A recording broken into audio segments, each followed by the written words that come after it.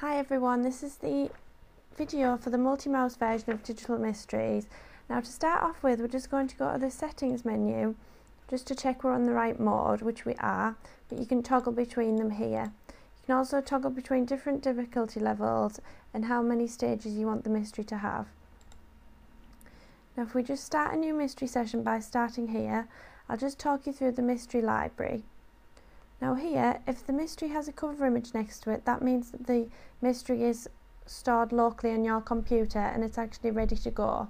However, if it's the browser icon here, it means it's on the web and you need to download it.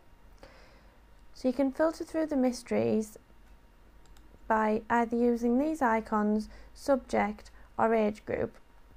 Now if it's got the save icon, that means that it's saved locally. The download bar means whether it's downloading currently. And also, as we've said, the browser image means whether it's on the web. If your computer is connected to the internet, you can download any of the web mysteries just by clicking on one and selecting download. The bar will come up here to show you its progress, and once it's downloaded, you can use straight away and it will stay there for next time. Now to find a mystery, you can start typing in the mystery name, topic or even the author. Now you can either use the keyboard by tapping like this, so we'll try and find Romeo and Juliet, or you can actually use your standard keyboard.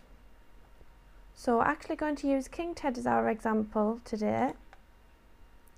View description here, and begin. Now the program automatically knows how many mice you've got plugged into your computer at one time. So at the moment I've got 2 in, so it's automatically assigned 2 users to this mystery. Now just choose a colour and type in your name.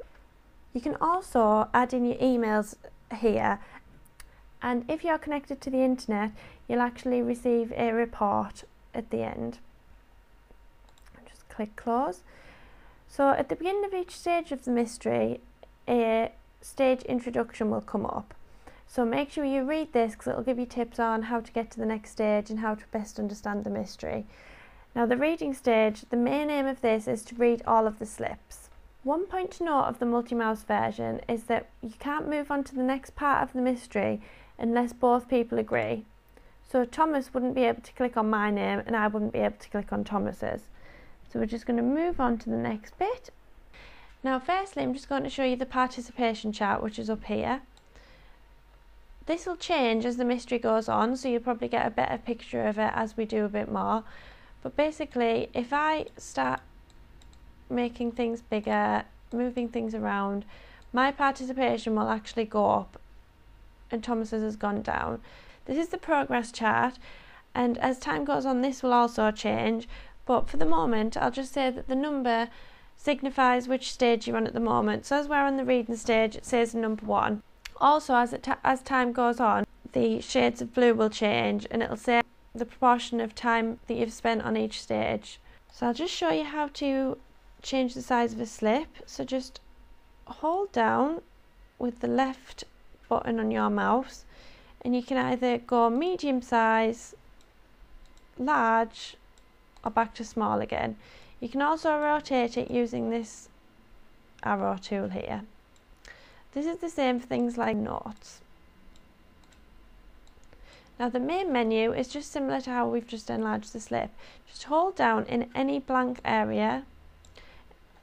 Because we're on the reading stage, the menu is actually quite basic. So this is the highlight tool, which if you were stuck on a particular slip here and you could make this large, and you weren't sure of what the slip meant, you could actually highlight it, and then later on in the reflection stage it'll be much easier to go back to that point and discuss it with the teacher. Now the other part of the menu is if you just hold down and you try to move to the next stage, it won't let you because it knows you haven't read all of the slips. So for the purpose of this video I'm not going to read all of the slips, but we'll just make a few bigger just to give a few examples. Now you should only do this if the teacher asks you to, but you can also override, because if the teacher wants you to move to the next stage, this is what you'll have to do. So just hold down and you get the outer menu. Now this is also where you can exit Digital Mysteries by using this power button here. But in the case of this, we're just going to override, so just click here and click override in the bottom right hand corner. Now this is the stage intro for the grouping stage, so just read through this again. As you can see in the introduction, the aim of this is to put the slips in 3 groups apart from the red herrings group. So focus on this before you move to the next stage. As you can see here, we've got quite a lot of markers here, and there's also an exclamation mark here and on the progress chart itself. This is just so your teacher can easily see if you've used the override tool. We'll now click in the open space again to see the extra tools which have been added, and we'll go through them one by one. This is the sticky tape tool, which links together tightly related slips. You can connect slips of small and medium size but not large. As you can see, they're now tied together. You can also make notes at this point. So if you just hold down and type in here, so this could be anything that you want.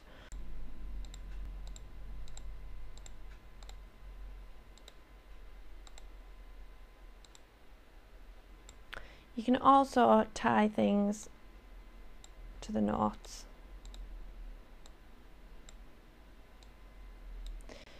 Now to create a group, just get the outer menu again and click here. And to resize the group, you can either do it with your different cursors by working together, like that,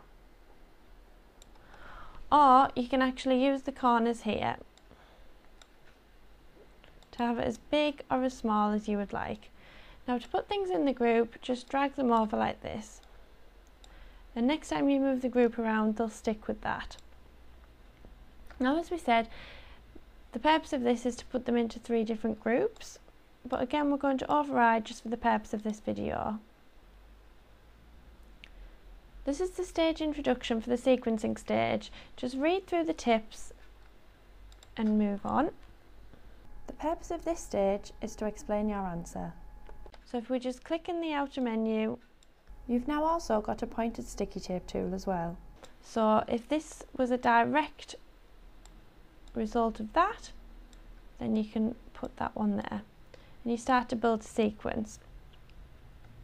You can also then move things like the groups that you don't really need into the trash can. So just take the slips out first and move into the trash can. Now once you've built a sequence that you think explains your answer, just go on here and try to move to the next stage, just to select a layout that looks similar to yours.